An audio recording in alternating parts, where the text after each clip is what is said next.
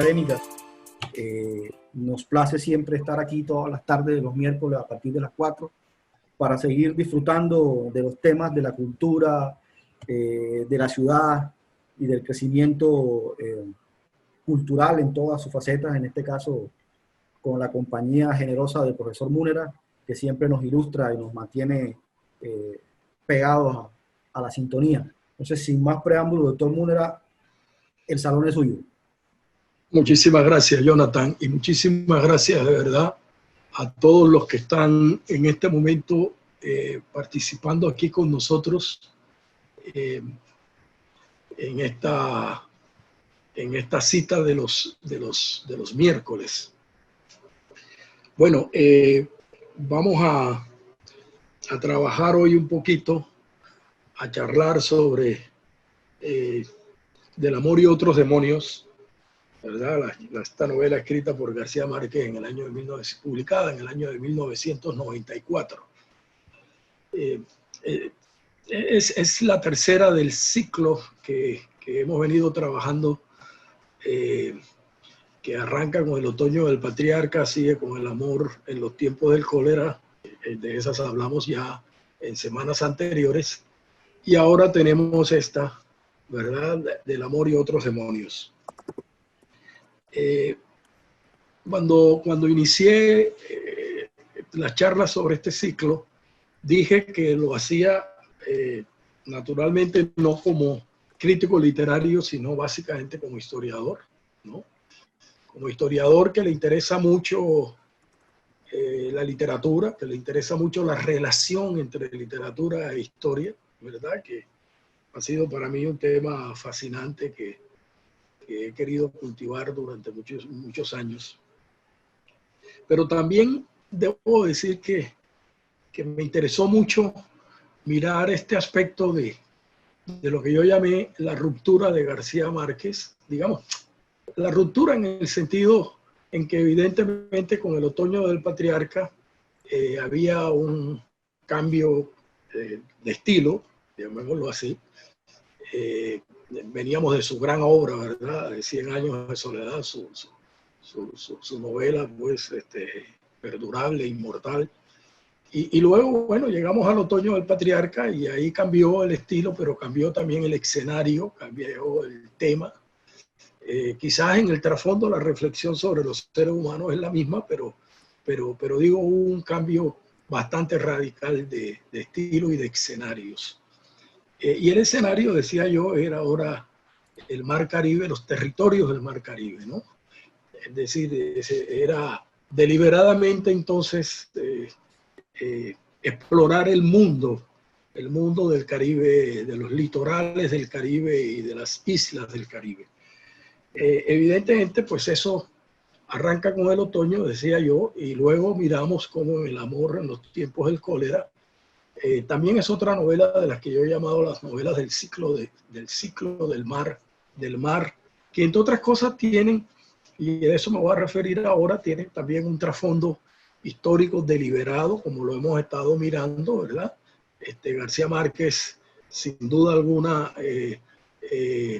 estudió a fondo no solo la historia del Caribe, sino en particular, me dio a mí la impresión, estudió muy a fondo la historia del Caribe colombiano, la historia de Cartagena en particular, para escribir sobre todo El amor en los tiempos del cólera y luego Del amor y otros demonios. El amor en tiempos del cólera, como había señalado yo ya en la charla anterior, tiene, es decir, su contexto es muy claro, ¿no? Es básicamente el siglo XIX.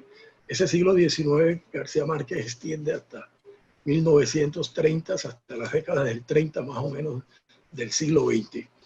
Y sin duda, tanto en esa novela como en Del amor y otros demonios, entre otras cosas ya aparece en El otoño del patriarca, con esa evocación de la ciudad de los virreyes, del barrio de los virreyes. Pues en estas dos novelas, sin duda alguna, el escenario evidente que usa García Márquez es Cartagena. Claro, tengo que hacer una aclaración que me parece importante. Cuando digo Cartagena, por supuesto, la ciudad que está en las obras es una ciudad de ficción, ¿no? Es la ciudad de las novelas. Lo que quiero decir es que García Márquez utiliza explícitamente elementos de la ciudad de Cartagena para construir esa ciudad de ficción que está tanto en El amor en los tiempos del cólera como en El amor y otros demonios. Además, claro, lo hace con toda la libertad del mundo. Uno puede encontrar, por ejemplo, lo vamos a ver cuando hablo del amor y otros demonios, vamos a ver cómo habla de la flota de los galeones en una época en que ya no existen la flota de los galeones, por ejemplo. Habla de un barrio de los esclavos, cuando ese barrio de los esclavos en sentido estricto no existe en el siglo XVIII, pero eso lo vamos a ir mirando. Claro, hace uso de su soberana y absoluta libertad de creador y entrecruza unas cosas con otras en la medida en que su novela y las necesidades de su novela las necesita.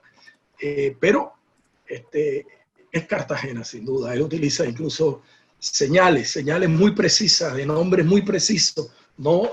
Para construir ese espacio de la novela, Ahora, muy bien.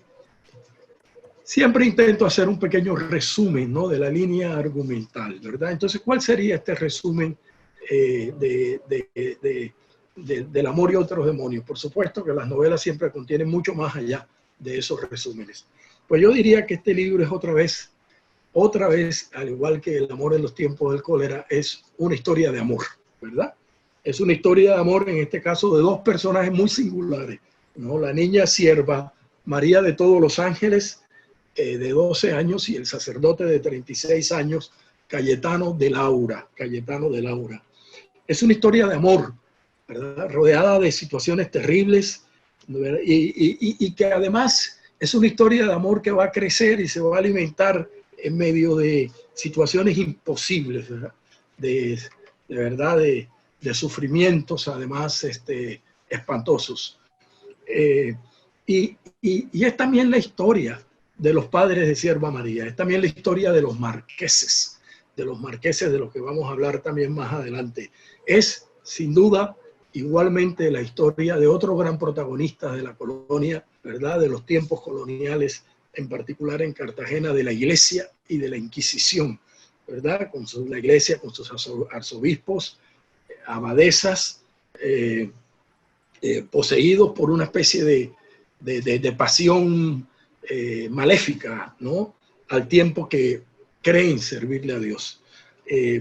Y es también la presencia otra vez de los judíos portugueses, ¿no? De los que estuvimos hablando en una charla anterior, pero en este caso no como el comerciante, sino del judío portugués, como el hombre ilustrado, ¿verdad? En la calidad de médico, el famoso médico Abrenuncio Sá Pereira Cao. Todo esto va conformando el mundo de la novela, y allí el trasfondo histórico, ¿verdad? El trasfondo histórico que él recrea, que es ese gran siglo XVIII, yo diría esa segunda mitad del siglo XVIII, cualquiera la podría situar en los años de 1760, 1770, por algunas señales que García Márquez va a dar. Pero bueno, de todas maneras son cronologías un poco arbitrarias, Pero ese mundo es ya esos años finales, esa segunda mitad del 18, pero sobre todo esos años que arrancan de la década de los 60 y los 70 hacia adelante, es ya el derrumbe agónico del imperio, ¿verdad? Es un imperio que va a desaparecer. Es el gran imperio español que ha dominado el mundo, que empieza a desaparecer y ya empieza a ser reemplazado, ¿no? por este otro gran imperio que va a ser el gran imperio del siglo XIX, el imperio inglés. A propósito, mi amigo Ensuncho de la Bárcena me hizo una referencia por el WhatsApp diciéndome que precisamente hoy 20 de mayo, se cumple un año más de la gran batalla de la guerra del año de 1741, la guerra que se llamó la Guerra de la Oreja de Yankee, ¿verdad?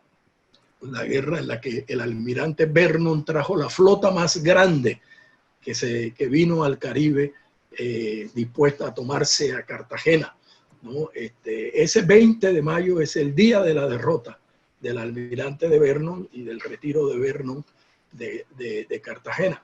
No me voy a extender en esto, pero les quiero decir una cosa. Esa batalla fue tan importante, esa guerra fue tan fundamental, que quién sabe qué hubiera pasado en el mundo americano si Vernon hubiera triunfado. Quién sabe, por ejemplo, si las colonias americanas que conformaron y conforman hoy Estados Unidos de América hubieran logrado independizarse en 1776, si Vernon se hubiera llegado a tomar Cartagena, y con Cartagena seguramente el resto del mundo hispanoamericano. Bueno, en fin, pero esas son simples especulaciones que quería señalar. En todo caso, la novela tiene ese trasfondo, ¿no? Es una historia terrible, es una historia donde de verdad está el peso de la superstición, el peso del demonio, ¿no? Interponiéndose en unos amores que se vuelven imposibles, pero que a pesar de todo florecen en medio de las circunstancias más terribles. Ahora bien, ¿pero qué más hay allí en esa novela? ¿Qué más encontramos en esa gran novela de García Márquez, ¿verdad? Afuera de su reflexión sobre el amor y el desamor en los seres humanos, ¿qué más encontramos? Encontramos muchas cosas y voy a pasar rápidamente por ellas porque el tiempo apremia. Quiero, para empezar, leer los dos primeros párrafos que son magistrales, que dan casi que todos los elementos de la novela, son de verdad extraordinarios. Bueno, el primero cuenta, ¿verdad?, cómo Clemente Zavala, el gran director del periódico del Universal, de jefe de redacción, cómo lo envía, ¿no?, al convento de Santa Clara cuando están haciendo las excavaciones. Bueno, y ahí nace la historia. Pero entrando ya a la novela, quiero leer estos dos párrafos porque creo que nos ubican de una vez en el trasfondo histórico de la novela y en lo que va a suceder de ahí en adelante. Además, siempre con la extraordinaria maestría de García Márquez, veterano, ¿verdad?, en las lides del gran periodismo y en su condición de gran novelista, que siempre construía unas entradas a sus novelas magistrales. Dice: un perro cenizo con un lucero en la frente irrumpió en los vericuetos del mercado el primer domingo de diciembre. Revolcó mesas de fritanga, desbarató tenderetes de indios y toldos de lotería, y de paso mordió a 4 personas que se le atravesaron en el camino. 3 eran esclavos negros. La otra fue sierva María de Todos los Ángeles, hija única del marqués de Casalduero, que había ido con una sirvienta mulata a comprar una ristra de cascabeles para la fiesta de sus 12 años. Tenían instrucciones de no pasar del portal de los mercaderes, pero la criada se aventuró hasta el puente levadizo del arrabal de Hexemaní, atraída por la bulla del puerto negrero, donde estaban rematando un cargamento de esclavos de Guinea. El barco de la compañía gaditana de negros era esperado con alarma desde hacía una semana por haber sufrido a bordo una mortandad inexplicable. Tratando de esconderla, habían echado al agua los cadáveres sin lastre. El mar de leva los sacó a flote y amanecieron en la playa, desfigurados por la hinchazón y con una rara coloración solferina. La nave fue anclada en las afueras de la bahía por el temor de que fuera un brote de alguna peste africana, hasta que comprobaron que había sido un envenenamiento con fiambres manidos. En este párrafo está todo. Mire, para que vean ustedes todo lo que hace García Márquez en este párrafo. En primer lugar, el mercado, ¿cierto? El mercado. García Márquez dijo alguna vez que si algo le producía nostalgia a él de Cartagena, era esa zona del mercado y la bahía de las ánimas. Pues mire, es que cuando uno ha recorrido el Caribe, si ustedes fueran a Kingston, Jamaica, ustedes verían que el mercado de Kingston fue una cosa que a mí me produjo un gran asombro. El mercado de Kingston era tan parecido al mercado, al viejo mercado que tuvimos nosotros, ¿verdad? Eran casi que dos cosas, era casi que una copia de la otra. Y era el centro de la vida, ¿no? De la vida popular, con todas sus cosas buenas y malas, ¿no? Entonces la novela arranca allí, con esa escena del mercado, donde un perro cenizo está mordiendo gente. Pero ¿a quiénes muerde? A 3 esclavos negros. Y de una vez García Márquez sitúa la novela en la Cartagena esclavista, en la Cartagena de los esclavos, ¿verdad? Pero ¿de quién es hija, además, Sierva María? Es hija del Marqués de Casalduero. Yo no sé si los que tengan memoria, ¿dónde está mencionado el Marqués de Casalduero? Ustedes se acuerdan, la semana pasada estuvimos trabajando el amor en los tiempos del cólera. Pues resulta que Juvenal Urbino, el médico protagonista, que se casa con Fermina Daza, antes de ir a vivir a Manga, su familia, sus padres, vivían en la mansión del Marqués de Casalduero, Habían comprado, dice García Márquez, hacía más de 100 años, la mansión del Marqués de Casalduero. El Marqués de Casalduero es, por supuesto, la síntesis de todos estos títulos nobiliarios que existieron en Cartagena, ¿verdad? No hay ningún marqués propiamente llamado de Casalduero, pero ahí está el juego de García Márquez. Está allí en El amor en los tiempos del cólera y luego va a aparecer como gran protagonista ya del amor y otros demonios, ¿no? Y ahí está, ¿no? La hija del Marqués de Casalduero. Y luego, ¿qué es lo que hacen, ¿no? No debían pasar del portal de los mercaderes, es decir, del portal que hoy llamamos el portal de los dulces, pero se aventuran hasta el puente levadizo del arrabal de Getsemaní. Por eso esa boca que está allí donde está el reloj se llama la boca del puente, porque ahí existía ese puente levadizo. Pero da otros datos fundamentales. ¿Qué estaba pasando en ese momento? Estaban rematando un cargamento de esclavos de Guinea, porque Cartagena era la gran factoría, o había sido la gran factoría en el siglo XVII, ya no lo era tanto, ¿verdad? Pero bueno, García Márquez juega con todo esto. ¿Y de dónde viene? ¿Quién las trae? La Compañía Gaditana de Negros. Fíjese bien, la Compañía Gaditana de Negros es la primera gran compañía española, propiamente española, que se crea para entregarles el monopolio del tráfico de esclavizados, para que manejen el negocio de los esclavizados. La Compañía Gaditana de Negros. Se crea en el año de 1765, por cierto, y además tiene su sede principal, no en Cartagena, tiene su sede principal en Puerto Rico, pero se extiende hacia Cartagena, hacia La Habana, ¿verdad? Son como sus puntos clave, los puertos claves. Panamá, Cartagena, La Habana. Panamá en este caso debía ser Portobelo, no tengo ahora el recuerdo preciso.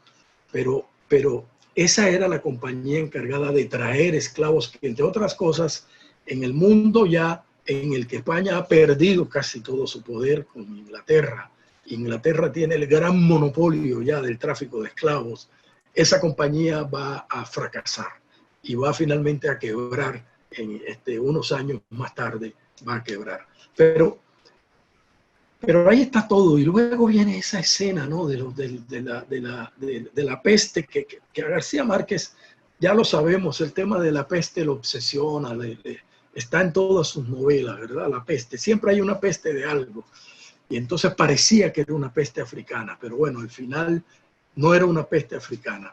Y lo que sucede es que tiran a los esclavos al mar. Eso me recuerda a mí el gran poema de Derek Walcott, ¿verdad? Que se llama El reino del caimito. Me voy a permitir, si ustedes me lo autorizan aquí, voy a leer un par de estrofas de Derek Walcott, que se llama de uno de sus poemas que se llama El Reino del Caimito.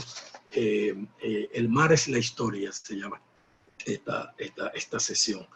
Y dice, ¿dónde están sus monumentos, sus batallas, sus mártires?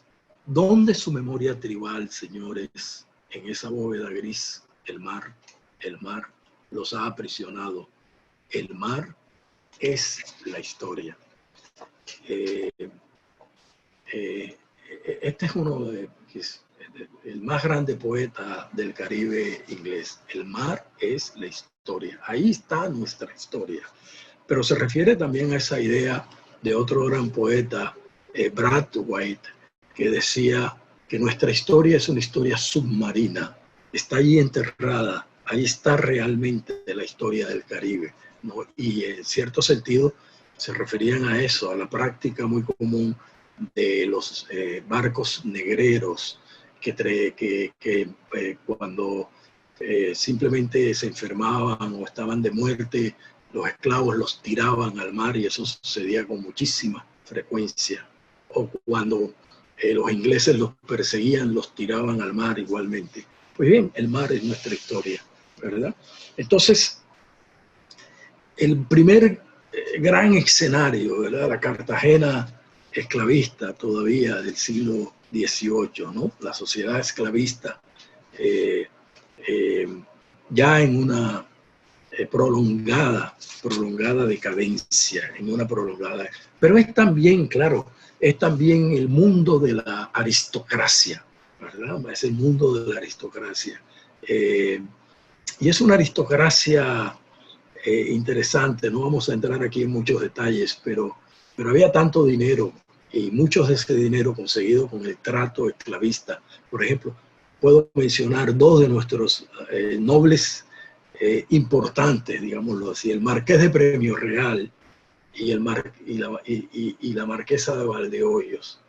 El Marqués de Premio Real, evidentemente lo sabemos, hizo su riqueza a punta del tráfico de esclavos fundamentalmente. Era un traficante de esclavos, eso era, ¿verdad? Y la marquesa, la famosa Marquesa de Valdehoyos, no era sino una tremenda contrabandista, ¿verdad? Que no hacía sino contrabandear esclavos y harina, porque la harina era muy importante. Pero es que no podemos hablar de tantas cosas, pero les voy a echar una historia. La harina fue uno de los motivos fundamentales de la independencia de los cartageneros. Los cartageneros querían comprar la harina allí en el Caribe, y Santa Fe de Bogotá les imponía que le compraran la harina que venía del interior de la República. Bueno, ustedes lo pueden leer en El fracaso de la nación, mi libro.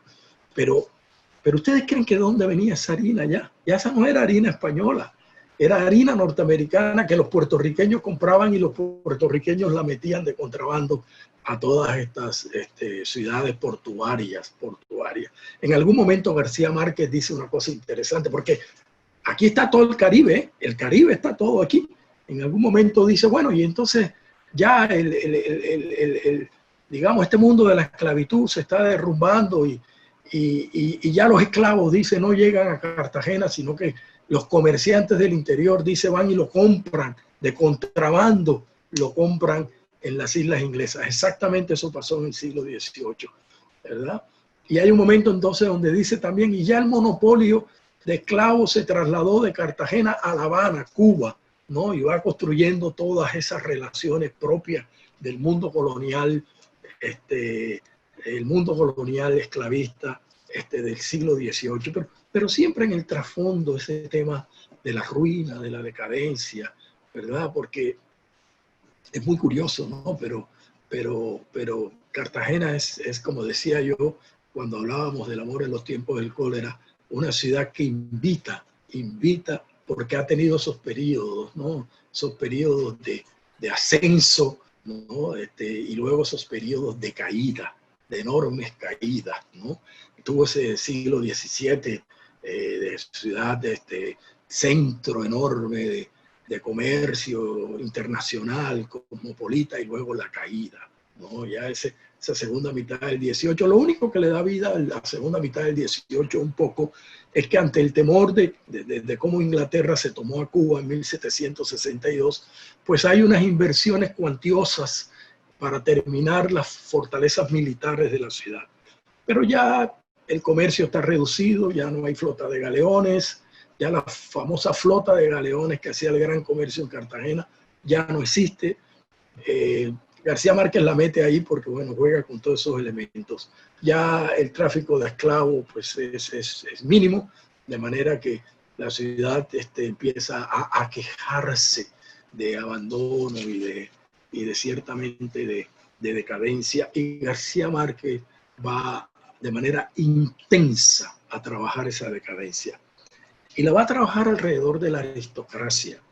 Mire, lo que García Márquez hace, ¿verdad? Con los marqueses, ¿no? Hay que leerlo con cuidado. Habla de un primer marqués de Casalduero y entonces muestra que este primer marqués de Casalduero era hombre poderoso, ¿no? Hombre de horca y cuchillo, dice, de un enorme poder, ¿no? Por supuesto. Pero luego habla del segundo marqués, que es el marqués de la novela, ¿no? Ignacio de Alfaro, y habla de la marquesa Bernarda Cabrera, los padres precisamente de la niña Sierva María. ¿Y cómo los muestra? Dios mío, los muestra convertidos casi en miserias humanas, ¿no? Casi en miserias humanas, seres derrotados, ¿no? Seres degradados, seres inútiles. La marquesa perdida en el vicio de la miel fermentada y de las tabletas de cacao, ¿verdad? Físicamente destruida. El marqués, hombre completamente inútil, vacío. García Márquez utiliza unos adjetivos impresionantes. Dice, era un hombre fúnebre, ¿no? Fúnebre.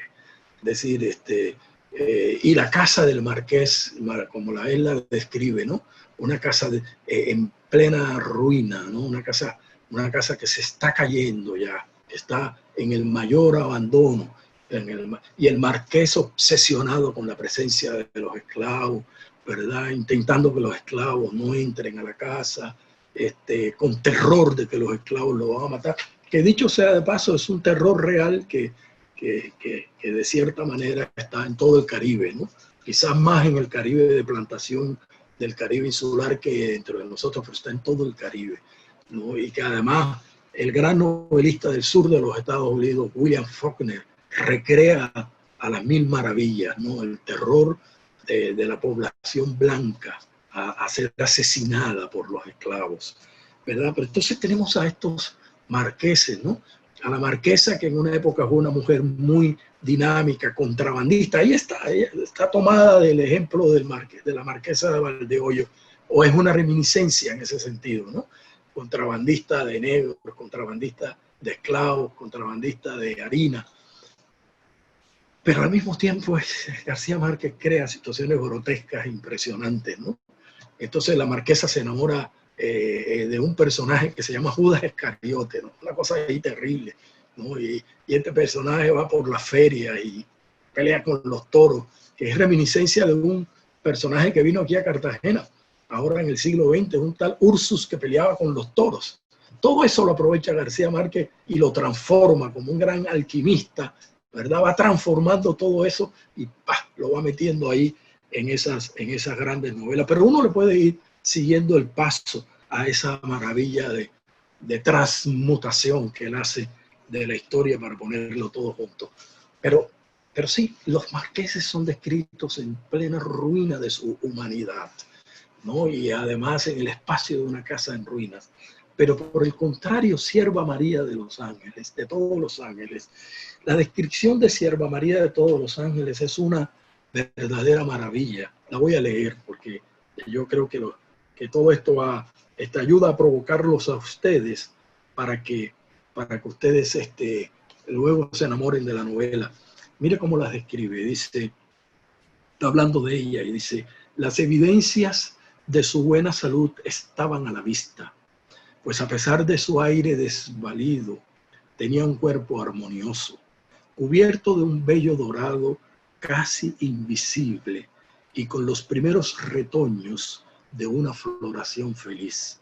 Tenía los dientes perfectos, los ojos clarividentes, los pies reposados, las manos sabias, y cada hebra de su cabello era el preludio de una larga vida.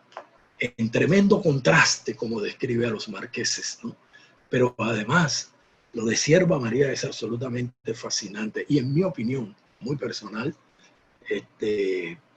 es la metáfora de la intensa mezcla cultural en su sentido más positivo. No hablo de mezcla física, ojo, hablo de mezcla cultural, ¿no? Que es mucho más profunda y más importante que la mezcla de la pigmentación, de la mezcla de los colores de la piel. Porque esta niña que es hija de los marqueses, que es blanca de piel, es una niña que se ha levantado con los esclavos, ¿verdad? Que la ha educado Dominga de Adviento, una esclava, que ha aprendido a bailar antes de caminar, como suele suceder con el mundo afro del Caribe colombiano, donde aprendemos a bailar antes de caminar, pero que además habla 3 idiomas africanos, ¿verdad? Habla 3 idiomas africanos, ¿verdad? Anda con collares africanos, ¿verdad?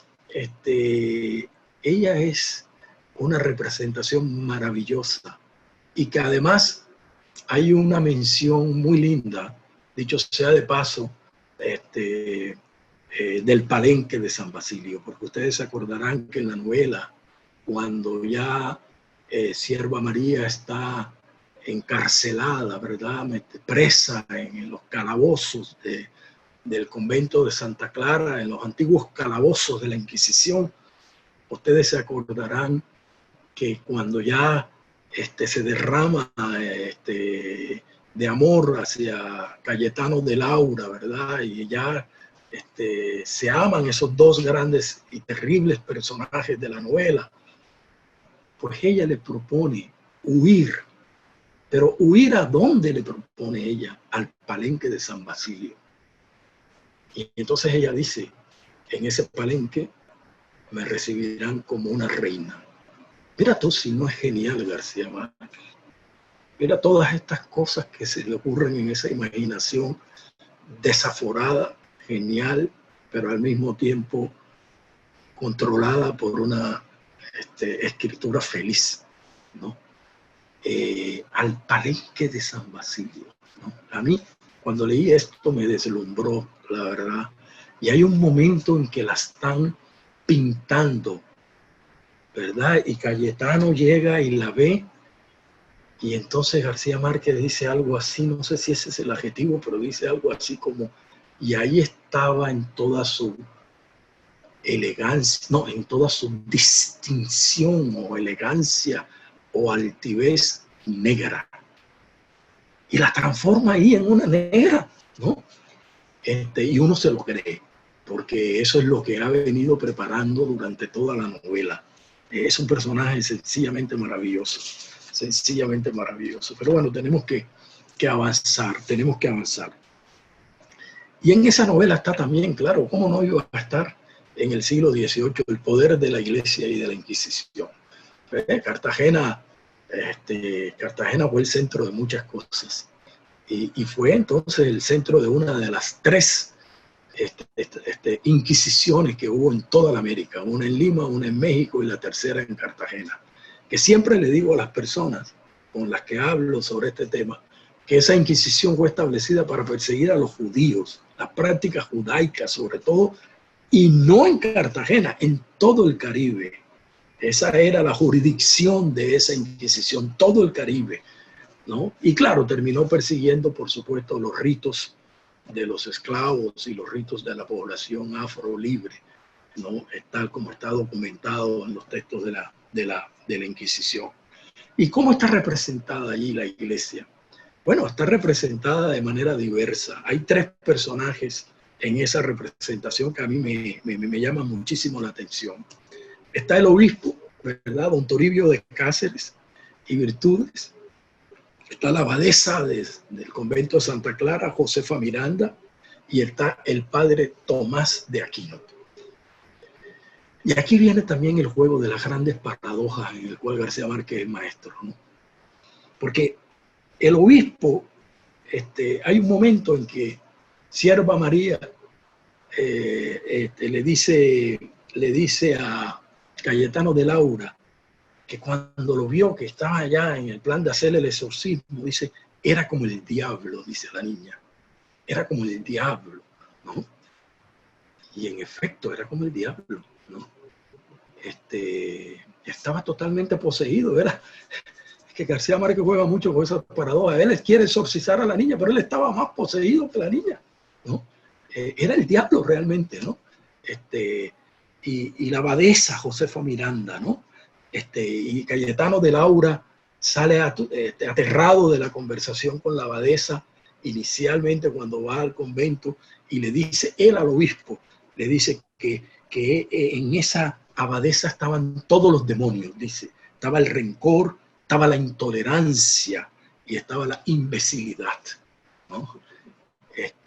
Otra vez, ¿verdad? La paradoja, ¿no? Y este es otro gran personaje que es el padre Tomás de Aquino, que solo aparece tangencialmente al final y que García Márquez dice, le gustaba que lo llamaran el esclavo de los esclavos, haciendo, claro, reminiscencia de Pedro Claver, ¿verdad? Que vivía entre los esclavos, que se había educado en Barcelona, pero que era hijo de una cuarterona esclava. Era hijo de una cuarterona esclava. Ustedes saben lo que es la cuarterona, ¿no? La cuarterona es la mulata que ya es casi blanca, ¿no? Esa es una cuarterona. Pues mira tú, y este padre Tomás de Aquino es mostrado de una manera mucho más bondadosa, mucho más bondadosa. Él vive en el barrio de los esclavos, ¿verdad? En el barrio de los esclavos. Que por cierto, la descripción del barrio, no voy a leerla, pero la descripción del barrio es terrible, ¿no? Se parece mucho a la descripción de Chambacú. No es como si García Márquez hubiera tomado el Chambacú contemporáneo del siglo XX y lo hubiera trasladado a la colonia. Y lo digo porque en realidad durante la colonia los esclavos viven en todos los barrios. Viven en la zona de San Diego, que se llamaba Santo Toribio, viven en Santa Catalina, que era la zona de allá de la Plaza de la Aduana, viven en Getsemaní, viven en todos los barrios, ¿no? Pero él crea el barrio de los esclavos y lo relata, el relato del barrio de los esclavos, es como si tú estuvieras viendo Chambacú, ¿verdad? Al lado de las marismas, al lado de la ciénega, de los caños, ¿verdad?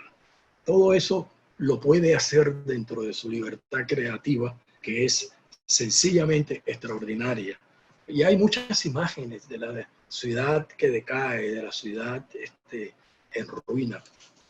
Y hay, por supuesto, escenas terribles que García Márquez investigó muy a fondo de los exorcismos, porque el gran tema es que al final de todo, ¿verdad? Al final de todo, por unas infelices coincidencias, por unas coincidencias terribles, la niña termina siendo entregada, ¿verdad?, a la iglesia y la iglesia toma la decisión de exorcizarla, porque llegan a la conclusión de que está poseída por el demonio, cosa que por supuesto, no era verdad, ¿no?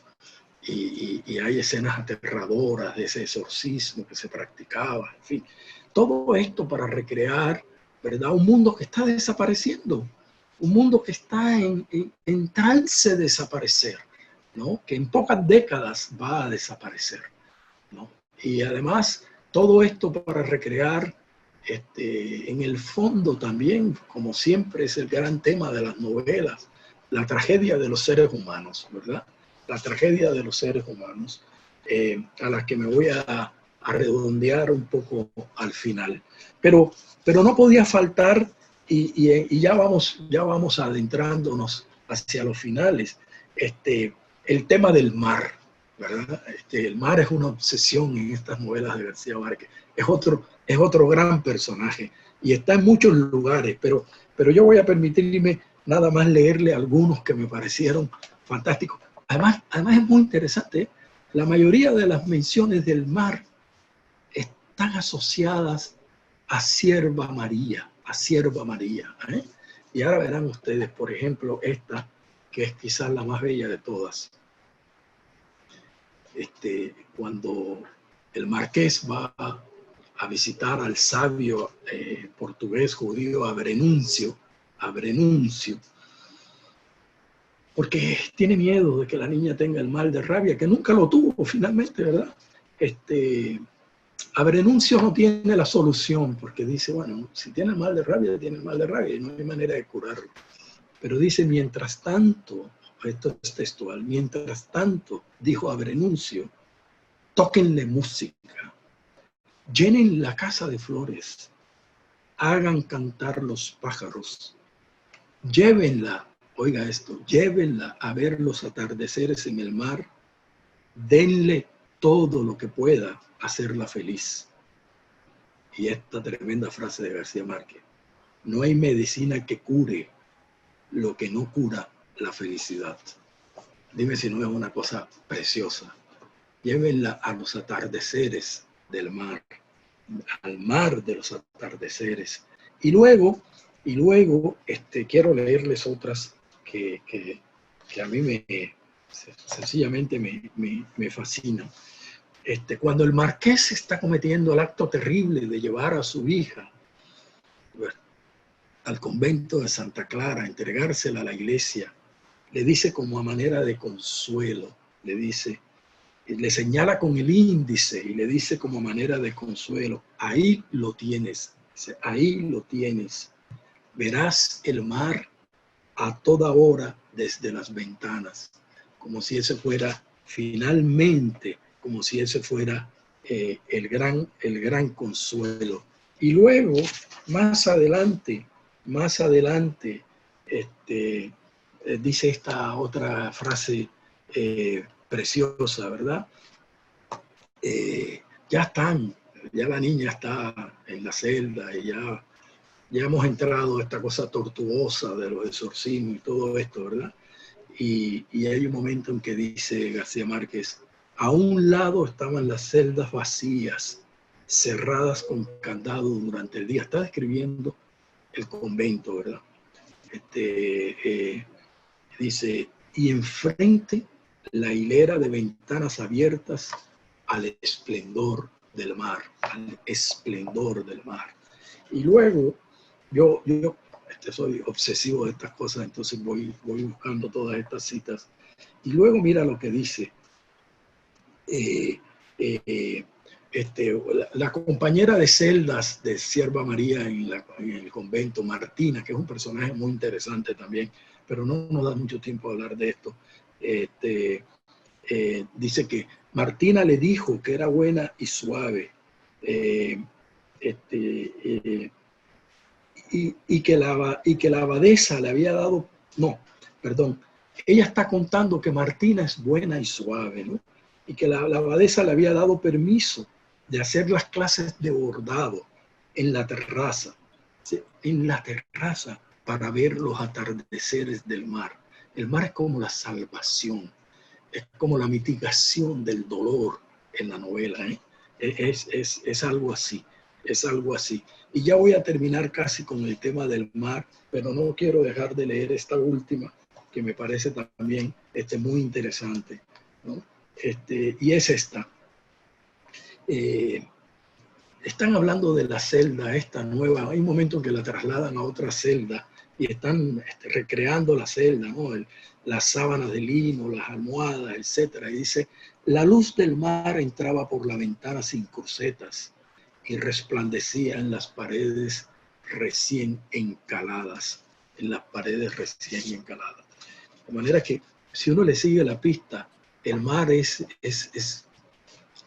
una especie de salvación, es una especie de felicidad en medio del dolor, ¿verdad? Es algo que cautiva a García Márquez. Y para terminar, porque ya voy a terminar, ya voy a terminar, pero no quiero terminar,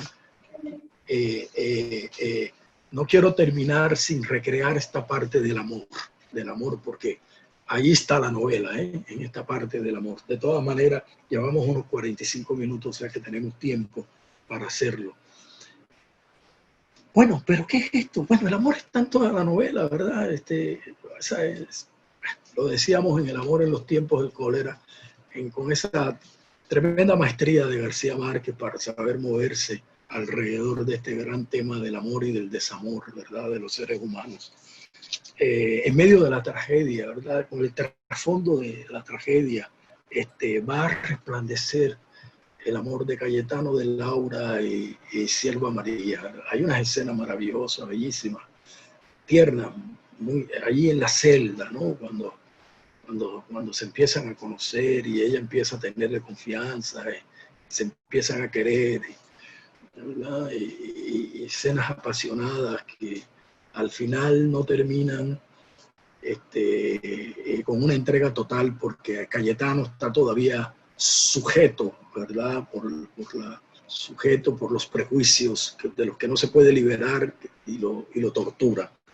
Pero fíjate, García Márquez aprovecha para hacerle un homenaje, así como en el otoño del patriarca se lo hace a Rubén Darío, aprovecha para hacerle un homenaje al gran poeta del amor en la literatura del siglo de oro, a Garcilaso de la Vega, ¿no? Y hay un momento donde, en medio de toda esta cosa terrible, él le lee estos versos, que son de los versos más bellos de la literatura española. Oh dulces prendas por mi mal halladas, oh dulces prendas por mi mal halladas, que sintetizan un poco la historia de Cayetano, ¿no? Cayetano es un cura muy culto, erudito, a quien le encomiendan el exorcismo y termina perdidamente enamorado de Sierva María, y será su tragedia, porque terminará enloquecido en un asilo de leprosos, trabajando allí enloquecido. Y entonces ese verso, ¿verdad? Oh dulces prendas, o sea, Sierva María, ¿no?, por mi mal halladas. Qué maravilla, ¿no? Y luego este otro. Cuando me paro a contemplar mi estado, y a ver los pasos por donde me has traído, por los pasos por donde me has traído, dice, yo acabaré que me entregué sin arte a quien sabrá perderme. Bueno, Garcilaso vivía eternamente enamorado de un amor imposible, ¿no? Ustedes conocen la historia, era una mujer casada de la que él estuvo perdidamente enamorado y a quien le escribió todos estos poemas tremendos, ¿no? Tremendos. Pero hay otros momentos que son sublimes en la novela, ¿no? Por ejemplo, si yo voy a que les voy a ahora rápidamente a leer, ¿no?, que me pareció absolutamente maravilloso. Cuando Cayetano de Laura, ya casi a la final de la novela, está completamente angustiado, descontrolado, va a visitar a Abrenuncio para pedirle ayuda, para saber dónde consigue al marqués, para ver cómo logran sacar a Sierva María. Y hay una conversación ahí muy interesante entre él y Abrenuncio. Abrenuncio le dice, ¿y usted no teme condenarse?, le pregunta. Y Cayetano le responde, creo que ya lo estoy, pero no por el Espíritu Santo. Dice de Laura sin alarma, pero no por el Espíritu Santo. Siempre he creído, dice, que el Espíritu Santo toma más en cuenta el amor que la fe. Ay, cosa tan linda. Toma más en cuenta el amor que la fe. Bueno, son estas cosas de García Márquez, ¿verdad? Son estas cosas de García Márquez. Y luego voy a terminar ya leyendo la última página, el último párrafo de esta gran novela, que ustedes estarán de acuerdo conmigo que es este párrafo es sencillamente maravilloso, y además este párrafo redondea muy bien de lo que se trata.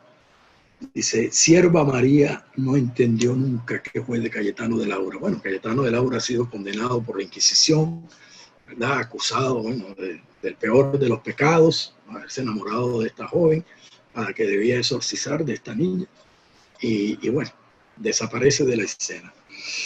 Y Sierva María está en medio de estas cosas aterradoras, ¿verdad?, de los exorcismos aterradores que le están haciendo, de estas torturas espantosas, ¿no? Dice, Sierva María no entendió nunca qué fue de Cayetano de Laura. porque no volvió con su cesta de primores de los portales y sus noches insaciables. Cayetano de Laura le traía confites de los portales, del portal de los dulces, ¿verdad? No volvió con su cesta de primores de los portales y sus noches insaciables. El 29 de mayo, sin alientos para más, volvió a soñar, Sierva María volvió a soñar con la ventana de un campo nevado, donde Cayetano de Laura no estaba ni volvería a estar nunca. Tenía en el regazo un racimo de uvas doradas que volvían a retoñar tan pronto como se las comía. Esto hace relación a un sueño anterior que han tenido ellos. Pero esta vez no las arrancaba, las uvas, una por una, sino de dos en dos. Porque el sueño era que cuando se terminara de comer las uvas se moría, ¿no? Entonces las arrancaba de dos en dos, sin respirar apenas, por las ansias de ganarle al racimo hasta la última uva. La guardiana que entró a prepararla para la sexta sesión de exorcismos la encontró, oigan esta frase, la encontró muerta de amor, en la cama, con los ojos radiantes y la piel de recién nacida. Los troncos de los cabellos le brotaban como burbujas en el cráneo rapado y se les veía crecer. Es una maravilla. Ella, cuando le están haciendo el exorcismo, la pelan, le quitan todo el cabello, la dejan calva, ¿no? Entonces muere de amor, de eso muere. O muere llena de amor, mejor dicho. Muere llena de amor, Sierva María. De manera que estamos ante una gran novela con un gran trasfondo histórico. Hay otros personajes a los que no me da tiempo de referirme, pero que son muy interesantes. Ustedes lo encontrarán en la novela. Esta mujer del asilo de locos, ¿verdad? Que tiene una serie de escenas allí con el marqués. En fin, pero en el trasfondo de la novela hay siempre esta reflexión de García Márquez, ¿verdad? En la que yo he llegado a creer que incluso en 100 años de soledad y en todas sus novelas está aquella idea de la soledad terrible del ser humano, ¿verdad? Pero sobre todo la idea de que solo el amor es la salvación. Solo a través del amor podemos salvarnos, ¿no? Lo cual nos lleva al otro drama, ¿verdad? El drama de que no es el amor, sino el desamor, la ausencia de amor, la constante.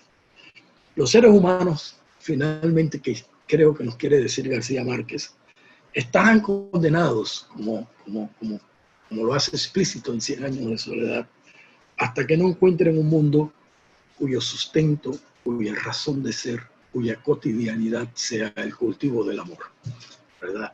Ese es el gran tema de la novela, el gran tema de los seres humanos, que tiene, como acabo de decir, este trasfondo histórico en el que Cartagena otra vez está allí, los elementos de la ciudad con los cuales construye la ciudad de los virreyes, ¿verdad? De manera que muchísimas gracias. Creo que hemos concluido con este ciclo del mar, ¿verdad? Con este ciclo del mar, de novelas del mar, y con este ciclo sobre Cartagena y el Caribe. Se me ocurrió que, si ustedes están de acuerdo, se me ocurrió que el próximo miércoles podíamos hacer una charla interesante, que, como estoy hablando tanto de esto, podría ser una charla interesante sobre ese gran contexto histórico, ¿no? Es decir, el Caribe, ¿no? El Caribe y Cartagena. ¿Cuál es la relación histórica que nosotros tenemos con este Caribe? ¿Y qué es esto que estamos llamando el Caribe? ¿No? De pronto podría ser interesante que conversemos un poquito sobre eso la próxima semana. Y bueno, el próximo mes tendremos oportunidad también de celebrar el aniversario de la ciudad. Y ya estamos concluyendo. La idea era completar 10 charlas. Vamos por la sexta. Y ha sido de verdad muy, muy, muy grato estar con ustedes. Y además estoy muy agradecido de tenerlos a todos aquí, dedicando una hora de su tiempo para esta conversación. Muchísimas gracias.